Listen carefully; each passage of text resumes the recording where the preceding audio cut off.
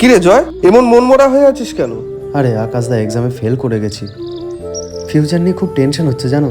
বাড়িতে কি বলবো, কেরিয়ার নিয়ে কি করব, কিছু মাথায় আসছে না।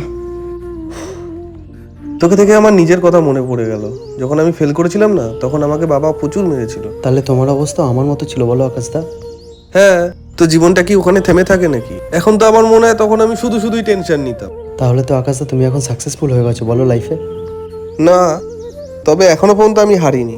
তাহলে তো আকাশদা তুমি নিশ্চয়ই তোমার পছন্দের কিছুই করছো বলো। না, তবে আমি এই মুহূর্তে যে কাজটা করছি সেটাতে আমি আমার আনন্দটা খুঁজে পেয়েছি। অ্যাটলিস্ট ঘরের লোক তো তোমায় রেসপেক্ট দেয় বলো। বাড়ির লোক আমাকে কোনোদিনও রেসপেক্ট করবে না, কিন্তু আমাকে ভালো প্রচুর বাসে। না কোনোদিনও তুমি রেসপেক্ট কামিয়েছো, না কোনোদিনও টাকা কামিয়েছো, তাহলে তুমি এত আনন্দে থাকো কি করে? হয়তো আমি কোনোদিনও লাইফে রেসপেক্ট পাইনি, টাকা পাইনি, কিন্তু আমার ভালো প্রচুর বন্ধু আছে যাদেরকে গুণে শেষ করা যাবে না। বন্ধুদের দিয়ে ঘর চলে যায়। কি আকাশা, তুমি নিজে এখনো লাইফে কিছু করতে পারোনি, আবার আমাকে জ্ঞান দিতে এসছো। তোমার মতো পার্সন লাইফে আনা মানেই হচ্ছে লাইফে একটা গন্ডগোলের বিষয়। নিজে এখনো ঠিক হতে পারিনি, আবার আমাকে জ্ঞান দিতে এসছে। ভাগো তো। আরে আকাশ, কি হয়েছে ভাই? আমি লাইফে ফেল করে গেছি ভাই।